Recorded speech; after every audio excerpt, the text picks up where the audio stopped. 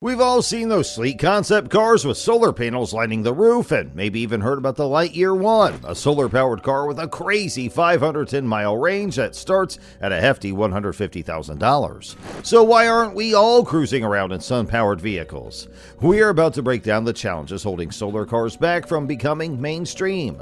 We'll explore the limitations of current solar panel technology, the design hurdles car companies face, and why sunny days aren't enough to keep these cars charged.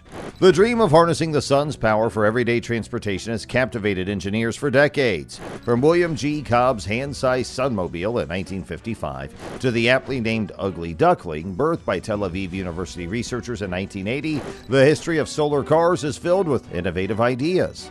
However, the road to a practical, commercially viable solar car is paved with significant challenges.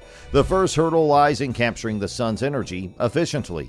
Solar cells generate the most power when they're directly perpendicular to the sun's rays, mimicking the way solar farms tilt their panels throughout the day. Unfortunately, a car's curved surfaces present a constant challenge. Unlike competition vehicles that can adjust their panels during pit stops, everyday cars lack this flexibility. This means the solar cells operate at less than ideal angles, reducing their overall power generation. Another obstacle is the cost and type of solar cells needed. While some might envision simply transferring rooftop solar panels to a car, these everyday variants prioritize durability over peak efficiency. In contrast, solar race cars like the ones we're exploring employ high-performance, monocrystalline silicon cells costing around $35,000. These specialized cells boast an efficiency of around 25% and cover a surface area of approximately 4 square meters, generating a peak output of 4 kilowatt hours. However, the one key difference lies in the encapsulation, the protective layer surrounding the cells. Race cars prioritize capturing every available ray by utilizing a highly efficient encapsulation that traps light more effectively than commercially available versions. Durability becomes a crucial factor for everyday cars. Rooftop solar panels and future commercially available solar cars require a more robust encapsulation to withstand scratches and everyday wear and tear. This focus on durability comes at an expense of peak efficiency, making them less ideal for maximizing solar power generation. The biggest challenge, however, lies in weight. Unlike their featherweight racing counterparts, commercially viable solar cars would be significantly heavier. While solar panels can produce a substantial amount of power, it's simply not enough to solely propel a heavy car for long distances. This is why all practical solar car concepts, including those from Sono Motors in Germany and Lightyear in the Netherlands, incorporate batteries that can be charged from the grid in addition to solar panels. Unfortunately, the reliance on grid-charged batteries ultimately led to the downfall of these early attempts at commercial solar cars, pushing the dream further down the road. Lex Hufsloot, the co-founder of Lightyear and a veteran of solar car racing, sheds light on the hurdles hindering the development of commercially viable solar cars. The first challenge lies in the very nature of the car itself. Unlike flat solar panels, those on a car need to curve with the vehicle's body. The electronics become more of a challenge when the surface is quite curved, explains Hofsloot. Each solar cell faces the sun slightly differently, requiring complex electronics to maximize their combined output. But the challenges extend beyond aesthetics. Solar cells for cars need to be robust, able to withstand the rigors of everyday driving without shattering in a collision. Integrating them seamlessly into the car's structure is another hurdle. And the road doesn't end there.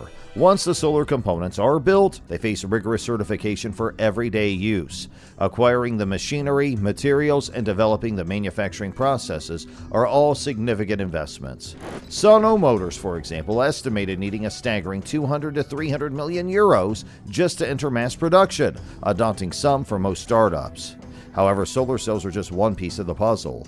The real question lies in how many kilometers a solar car can realistically travel. This depends on a multitude of factors. The size of the solar array, bigger equals more energy, geographic location, sunny regions have an advantage, and the time of year, sunny days offer higher yields. Other considerations include shading, dust buildup on panels, and natural efficiency degradation over time. While studies attempt to factor in some of these variables, they often rely heavily on calculations rather than real-world long-term testing, and this leaves a gap in understanding the true potential and limitations of solar cars in everyday use. So, the answer to the question, how many kilometers can you travel, remains elusive, with estimates ranging anywhere from a modest 293 kilometers on the low end to an optimistic 5,100 kilometers per year. Unfortunately, these estimates often use different parameters like array size and potential power output, making true comparisons difficult. The allure of solar-powered cars is undeniable, but translating that dream into reality remains a significant hurdle. Consider this: increasing the solar panel area by just half a square meter translates to a jump from 1,444 kilometers to 2,078 kilometers of potential yearly range, and this is the strategy employed by Sono Motors and Lightyear. However, their projected daily ranges of 34 and 70 kilometers respectively proved overly optimistic. Sono Motors faced financial difficulties, unable to secure sufficient funding. The company is undergoing restructuring and has even sold off its car manufacturing capabilities. Lightyear underestimated production costs, leading to a price hike for their Lightyear Zero model from a planned $120,000 to a staggering $250,000 due to expensive parts. This ultimately led to their 2023 bankruptcy filing. Lightyear is attempting a comeback with a more affordable Lightyear 2 model, but securing partners and investors remains a challenge. The story of Aptera Motors, a U.S. startup, further illustrates the difficulties. After shutting down in 2011 due to a lack of funds, they relaunched in 2019 with new backers. Their design boasts an impressive 643 kilometers of range, with an additional 64 kilometers daily boost from solar power, all for under $40,000. However, a test conducted by NBC revealed significant flaws in a prototype. The vehicle struggles uphill, even overheating during ascent. So, are there any solar cars on the road today? Well, there is a caveat. Take the Hyundai Sonata, for example. This hybrid car features a solar roof, but under ideal conditions, it only provides a meager 3 to 4 extra kilometers per day. It's more of a novelty than a game changer. Industry experts and car suppliers suggest that major manufacturers view solar roofs as an optional add-on, making the future adoption rate uncertain. If we don't fundamentally change cars' appearances, some argue, solar panels will always have a limited impact. This very notion is being challenged by a collaborative effort between Swedish truck manufacturer Scania and Uppsala University. Their project pushes the boundaries of design, hinting at a future where solar technology might be integrated more seamlessly into vehicles. Eric Johansson, leading the trial and data collection, acknowledges the limitations. We expect to capture maybe 5 to 10% of the potential solar energy, and Sweden isn't exactly the sunniest place to test this, he admits. However, the initial results are encouraging. So far, the data aligns closely with our expectations, says Johansson, which is actually quite surprising. They've even calculated potential gains in Southern Europe, where solar energy capture could be doubled.